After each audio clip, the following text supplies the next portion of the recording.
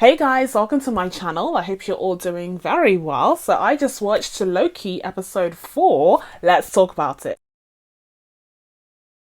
So before we dive into my thoughts on Loki episode 4, and I have plenty of them, I have thoughts, I have feelings, I have theories, okay? We have a lot to discuss as per usual. But before we dive into all of that, as per usual, if you haven't already, please be sure to subscribe to my channel and make sure you turn on your notifications so that you can be told when I upload next. And I'm doing this newer thing on my channel where if you write down below in the comments what your thoughts were on this episode of Loki, then I will be reacting. I will be kind of going through some of your comments so that we can get a gauge on what everyone thinks of the series so far. So with that in mind, the first thing we're going to be doing is discussing some of you guys' thoughts from the comments that you left on my review of Loki episode 3. So the first review we have for episode 3 is from Esther Sweet. Hi Esther. And they say, I wasn't a big fan of this episode. I was rather bored. It wasn't bad, just a lot of dialogue. The cinematography looked amazing as it always does, but something felt off. The love is a dagger monologue, while true, gave me strong WandaVision vibes. And I'm excited for the episode. Great review. Thank you so much for that lovely comment, Esther. Yeah, I agree. I agree. I do feel like last week's episode was a little bit slow, okay? And also I would say in terms of the dialogue, I understand the necessity of it, especially in light of what happens in this week's episode, but they could have done a better job of making the plot feel like it was moving forward whilst at the same time giving us exposition for the character of Sylvie and the development of the relationship between Sylvie and Loki, which we'll talk about later on. So next, let's choose another comment from C. John. Hi C. John. So this episode as a whole felt off. Loki and Sylvie's interactions were weird to me. It's a creepy hate lust kind of vibe. Also they both have magic, so why are they walking everywhere? That is an excellent point. Why were they walking everywhere? I feel like the way that they use magic on the show, considering the fact that these are gods that we're talking about, it kind of trivializes their powers, whereas we know that Loki is a powerful being, and any Loki in, any multiverse would also be a powerful being. So it is weird to see them so depowered at times, but then there are moments where he can, stop a building from falling down, like he has the time stone or something, which is proven, I guess, in this episode that he didn't. So it is weird to see the dynamic between them and also to see how they're using their powers on this show. And finally for today, we have a comment from Sanisha. Hi Sanisha. And they say, I melted during that scene. I cannot get over it. The MCU has a long way to go when it comes to inclusivity, but this makes me so happy. And I completely agree. I think you are referring to the scene where Loki is basically confirmed to be bisexual in the MCU. That is canon now. So we love to see it. And I agree that the MCU does have a long way in terms of actually giving us inclusivity, especially because mere moments after they give us that scene, they make him be a part of this heterosexual relationship with himself, with literally himself.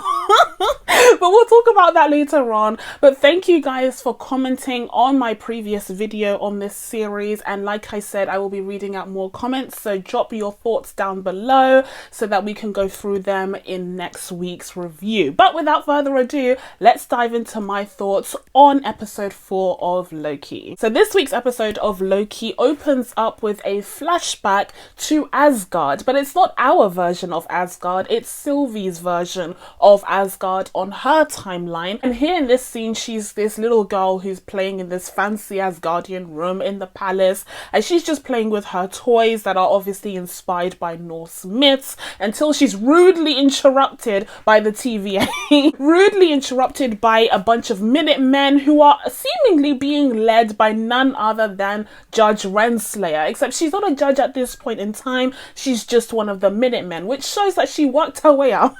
She started from the bottom, okay? She started from the bottom in the TVA, she worked her way up, and now she's the judge. But at this point in time in the flashback, she was just another Minuteman, and so they take her away and take her to the TVA, snatching her away from her home and her timeline and seemingly resetting the entirety of her reality. Loki, as Sylvie explains later on. She lands in the TVA where she's just this scared little girl who's looking around her. She's seeing the way that others are being treated, other variants, the way that they're being pruned right in front of her face, and it's scary, it's terrifying for her, as she goes through the same process that Loki goes through at the beginning of episode 1. And you know, whilst when it was with Loki we were kind of laughing like, ha ha ha, that's so funny, that's so cute, when it comes to Sylvie, seeing this younger version of the character, it is quite distressing. You do feel some sympathy towards her because she's such a young kid who's being subjected to this sort of treatment. So after going through that induction process that Loki had to go through at the beginning of episode 1, we see Sylvie headed towards a courtroom where she stands before a judge,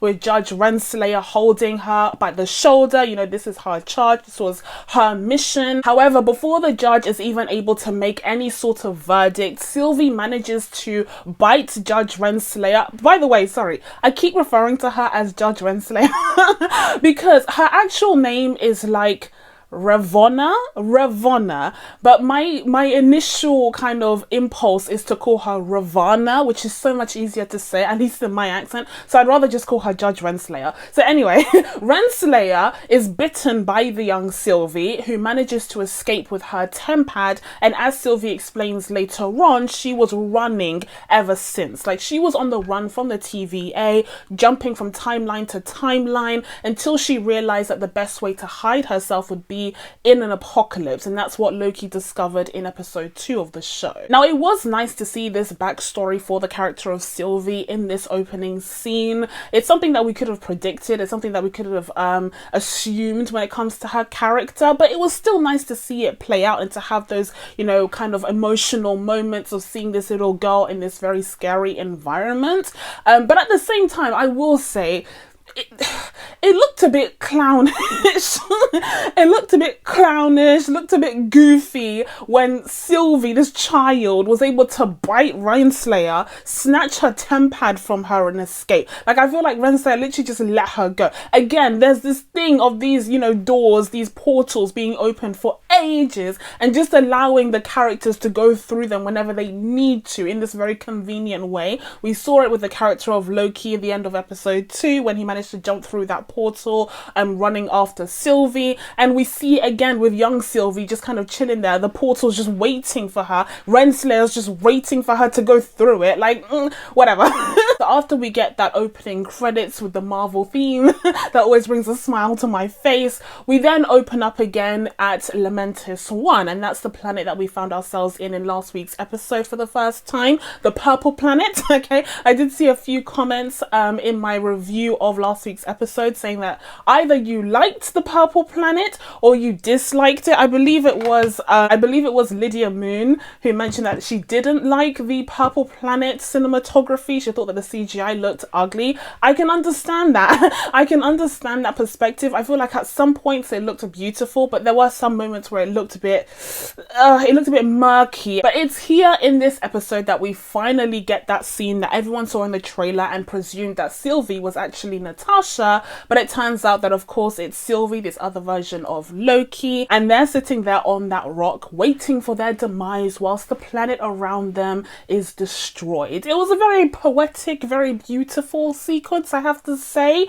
However, again, okay, my issue with this scene is not with the dialogue. I think the dialogue was very well done. I think, you know, we had the exposition that I expected from last week's episode of Sylvie explaining what happened to her, especially after she first found herself in the TVA and how she had to run around and everything that I explained previously. That's what happens in this scene. And I appreciated that, even though, again, I expected it in last week's episode, but fine. My issue is actually more with the technical elements of this scene, because here's the thing, right? They use this technology to kind of surround these actors with this CG kind of look. I think it's the same technology that they use in The Mandalorian, I believe, or perhaps it's just completely traditional CG. Either way, it feels like it. Either way, it feels like the actors are on a sound stage. It doesn't feel like they're interacting with their environment, or that the environment itself is interacting with the actors. You're sitting there on a rock in the middle of a planet that's about to explode. And there are rocks, there are massive boulders, there are literal pieces of moon landing mere feet away from you, and nothing is affecting you in the slightest. Like, there's no rumbles, there's no tumbles, you don't see the ground shake, like you don't feel them vibrate because of all the movement around them. They're just completely still. And it would be fine if it was an artistic choice where you saw the chaos around them, including other people. Where are the other people, by the way? Including other people just running around, manic, chaotic. Like, if you saw that and then you had a shot of them just being completely still as they awaited their fate, that would be artistic, that would be beautiful. But in the case of this scene, it's like they're actually talking in real time, there's no slow motion here, but you don't see the environment actually affects them, not so much as a single strand of hair is out of place, even as literally, again, boulders again, pieces of moon are crashing right in front of them. Like, that doesn't make sense. Not even just a gust of wind, like nothing at all. So that was my issue with that scene. And also, the scene is literally lit with a light that like looks like something that you would see from a football pitch, and I'm talking about an American football pitch. You know, there's massive lights, those spotlights. I don't know what those lights were doing there in this scene. Maybe they're like the train lights, I guess, for the tracks, I'm not sure, but either way, it just took me out of it. I was like, what are those lights doing there? They weren't even disguised as fire or anything. Again, you don't really have the environment impacting the actual characters in that scene, so that's why it feels like they're just on a soundstage talking. But as I said, it's during the scene that we do get the reveal of Sylvie's backstory, and then you also get this interaction between Sylvie and Loki that veers towards the romantic angle that I alluded to in last week's review, because I thought it would be a baller move if they made Loki fall in love with himself. I was like, listen, I would give props to that, but and or however, considering that is the direction kind of that they're going in, I'm gonna put a little caveat on that. I would only give props to that twist if I was actually convinced by the relationship between Loki and Sylvie. And here's the thing, I'm not. I already said in last week's review, I wasn't fully convinced by the chemistry that Loki and Sylvie have. And so to really lean in on this idea that they're falling in love with each other, perhaps it's not a romantic love, as the director said, it's, you know, something more platonic. They're like soulmates, but not romantic soulmates. It's just this feeling of finally no longer being alone. So, you know, fine, whatever that is, it still doesn't change the fact that to me, the chemistry, the lightning bolt chemistry isn't there. And we've seen what that kind of chemistry looks like. We have WandaVision, but fine, if you don't want to go the romantic route, we have Falcon and the Winter Soldier. We have examples of excellent on-screen chemistry. We have Thor and Loki. They think that we forgot about Thor and Loki's excellent brotherhood. The chemistry that they have between them is just mwah, it's just unmatched. Do they think that we forgot that? In comparison to the other pairs that I just named, you're telling me Sylvie and Loki on the same level? I don't believe you. I don't believe you. But anyways, it's during this very moment when Loki comes to the realization that he has feelings, emotions, thoughts about Sylvie. The TVA is able to spot the Nexus events that happens even on this planet that is about to explode, and they manage to get to Lamentus 1 and save Loki and Sylvie, only to lock them up again. So they are rescued right at the beginning of the episode. Thankfully, I didn't want to spend another second on that planet. Like, it was cute, I like the color purple, but it's time to move on. I was glad to see them back in the TVA, and it was also really funny to see Sylvie surrounded by so many guards, so many of the Minutemen, and Loki only had like 2, and he was like, this is insulting, like, why is there only 2? But we do get that reunion between Loki and MOBIUS, and they're both very upset with one another. I don't know why Loki's upset with MOBIUS. I don't know. Last time we saw Loki and MOBIUS, Loki was trying to make up for the fact that he had betrayed MOBIUS the first time by lying to him on the first mission that they went on. Remember that episode? That was very Lucifer-esque. Like, Loki was trying to make up for that, last I remember. So the fact that Loki's upset with MOBIUS when he's in the TVA, I'm like, sis, you need to sit down. But he does end up locking Loki up in this kind of time loop prison, this time cell, as MOBIUS refers to it as. But before Loki heads to the time cell, he does tell Mobius that he is being lied to. The TVA is lying to him. And this kind of sticks with Mobius. He kind of brushes it off to Loki, but you can tell it's kind of ruminating in his mind.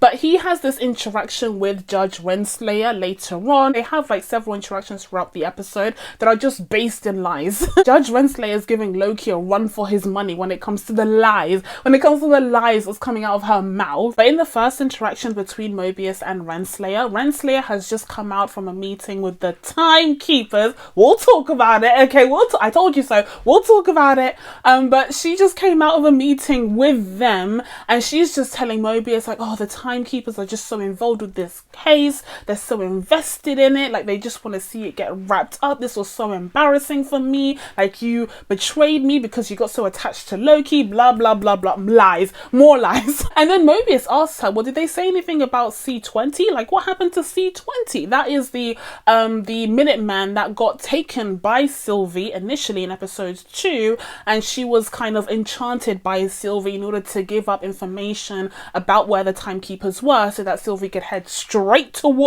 directly towards them when she got to the TVA. So naturally, Mobius is curious to see what happened to Hunter C20, and Renslayer initially is like, oh, you know, she just started babbling, like her mind deteriorated due to the enchantment that Sylvie put on her, and so she was just a mess, and she ended up dying. Well, she ended up having to be killed or something. Like, she makes it very vague as to what happened, but basically she's dead now. She's deceased, and Renslayer has created this whole lie about why she had to be killed or why she died, and it's all based in, you know, blaming Sylvie, of course. So Mobius kind of believes it, but at the same time that idea is still planted in his mind, like what happened to her. And this is even before he has that meeting with Loki. And the second interaction between Mobius and Judge Renslayer takes place in her office, where this time around he's asking her if he can interrogate Sylvie himself. He feels like his experiences with Loki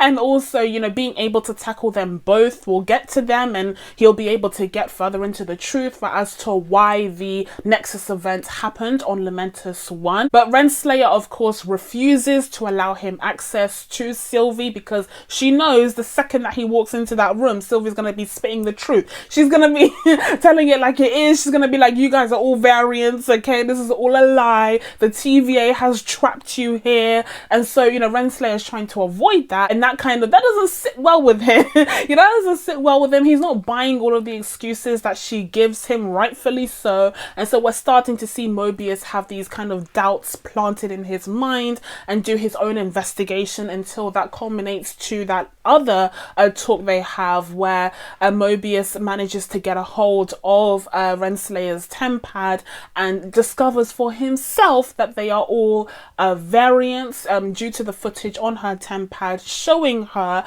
being one of the last people to see C20 after she revealed herself what Sylvie had kind of enlightened in her mind, that she was a normal person before coming to the TVA. She had a regular life, she went to that bar, she had friends, and all of a sudden that was taken away from her, and she was freaking out in the meeting, and Renslayer and someone else put an end to it. Now, if it sounds to you like I'm saying the names Renslayer, Mobius, Sylvie far too often for a show that's supposed to be about Loki, you be right.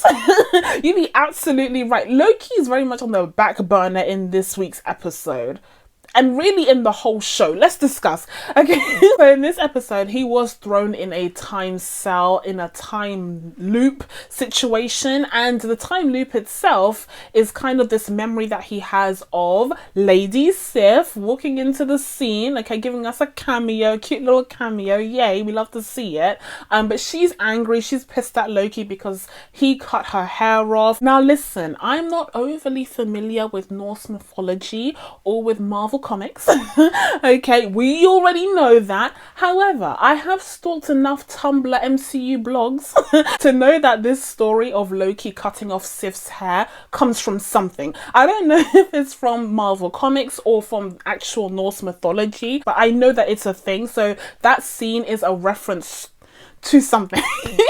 I'm such a bad YouTuber. To something. It's a reference to something. It didn't come out of nowhere. But essentially, for a good portion of this episode, Loki is just left to his own thoughts in this time cell, and until he admits to Lady Sif that he does what he does, these tricks, this mischief, okay, these lies, because he's an attention seeker, because he grew up in the shadow of Thor. He was never considered his equal, and so that kind of made him feel inferior and small, and in order to combat that, he tried to develop this like superiority complex and tried to, you know, rule Midgard, rule Asgard, you know, try to prove himself as worthy, as just as important as Thor. But in reality, like, these tricks and these lies have separated him from the people of Asgard, from his family members, and so he will end up alone. He was doomed to end up alone due to his actions, and, you know, Sif is pointing this out over and over again, playing his own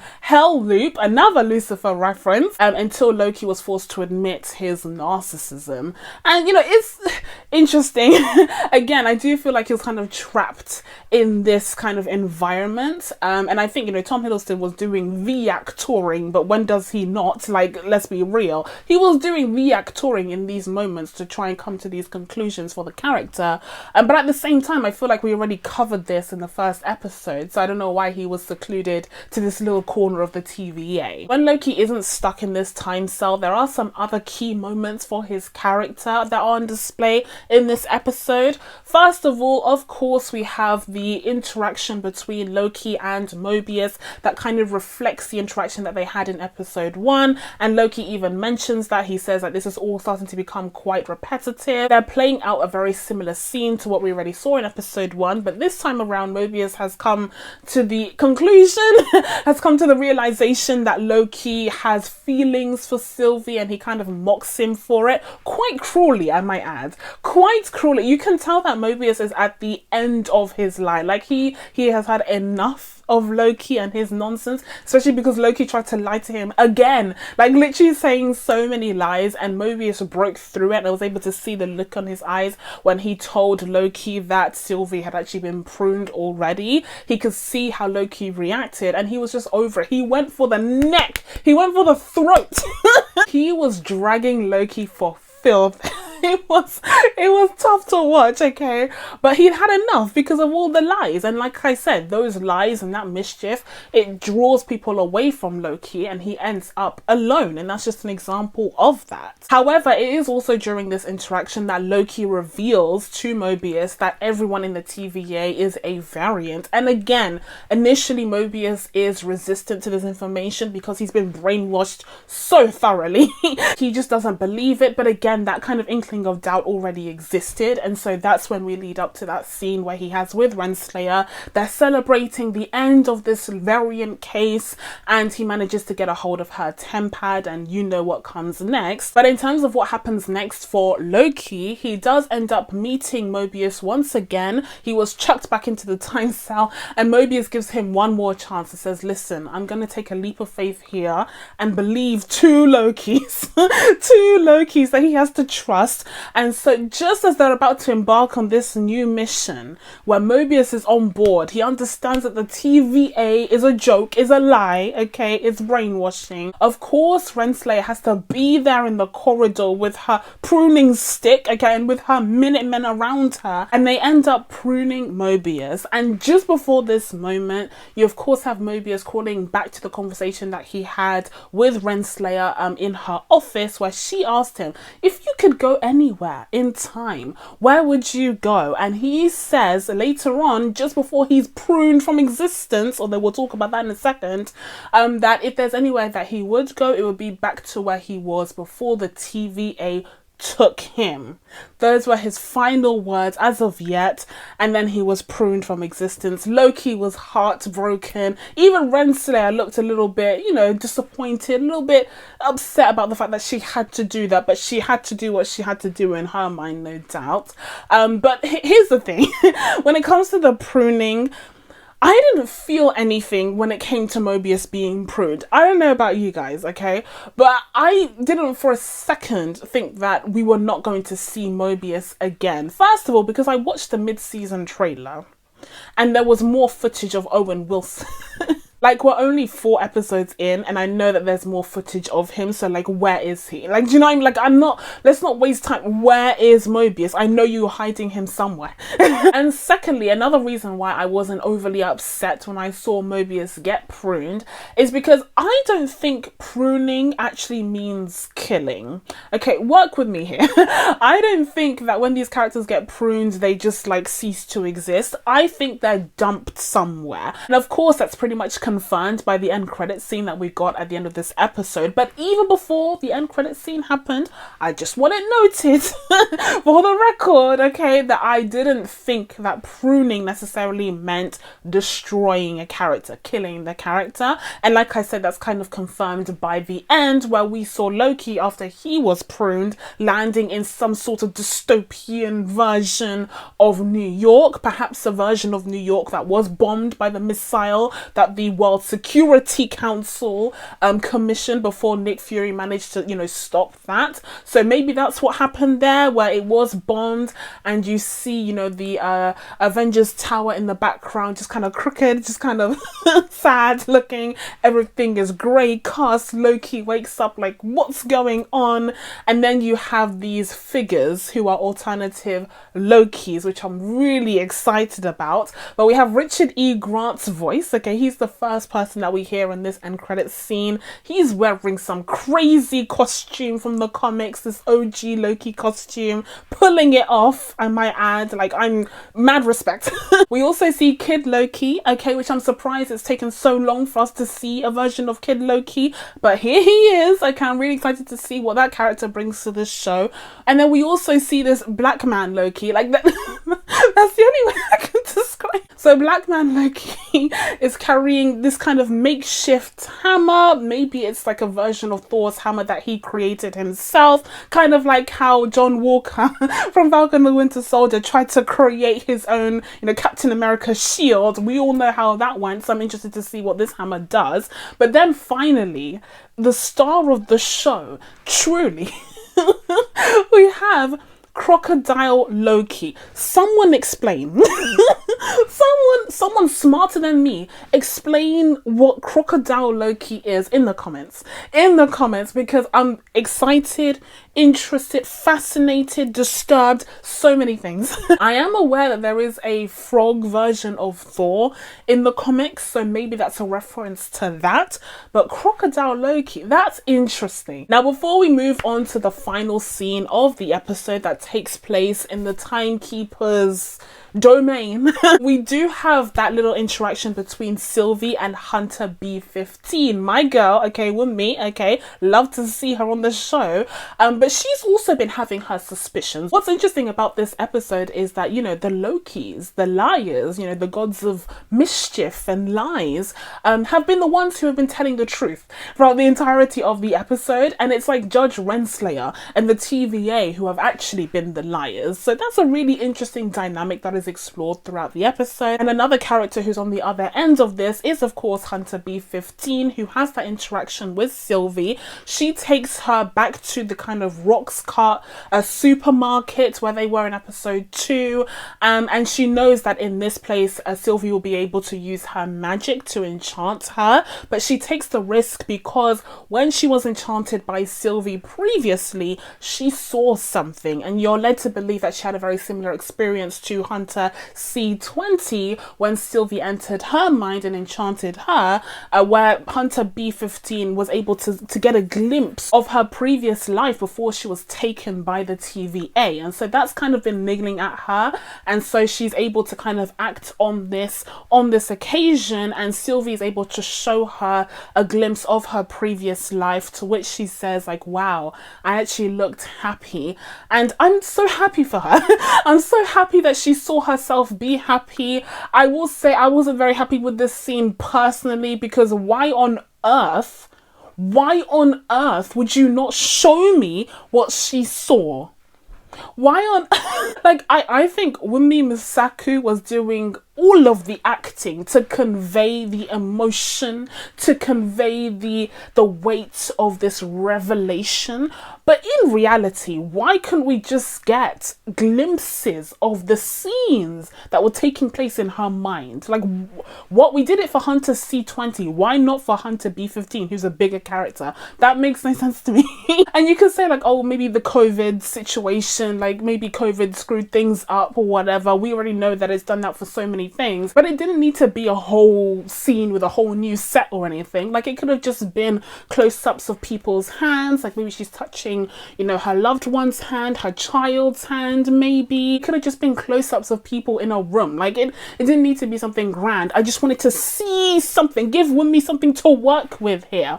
But anyways, that puts her on the team of the Lokis, and so ultimately when we do get to that scene where the timekeepers are there and the Lokis are being sentenced to be pruned, we see Hunter B15 come in there. She's able to release the Lokis, and then the fight ensues, only for the big reveal to come that the timekeepers are actually fake. It's a classic Wizard of Oz situation. I've been comparing it to Snowpiercer, where I talked about how I felt like Jennifer Connelly's character in Snowpiercer very much gave me Renslayer vibes for this series. So I felt like Renslayer may have been playing a similar role.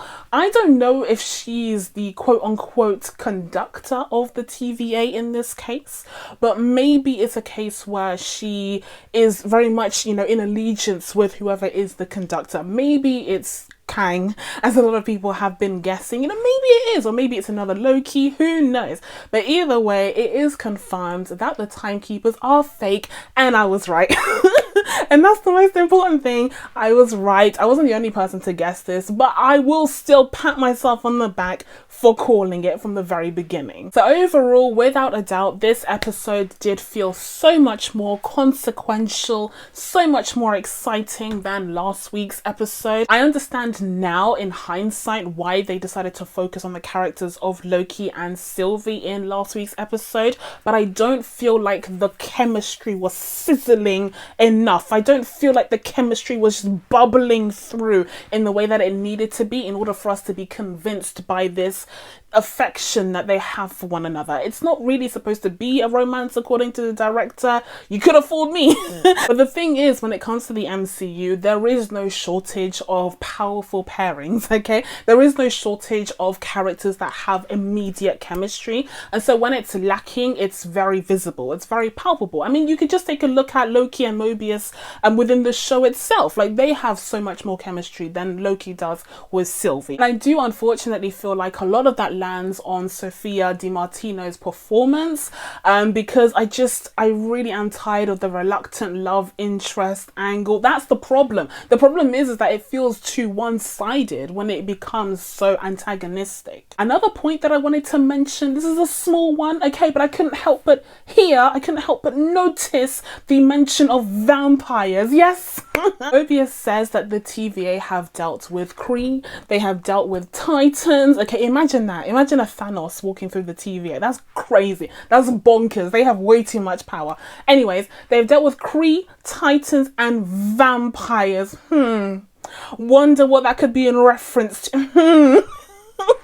I am counting down the days until Blade. Listen, Mahershala Ali's Blade, manifesting that it comes soon. And finally, and without a doubt, most importantly, the biggest reveal that we had in this week's episode was that MOBIUS is left-handed.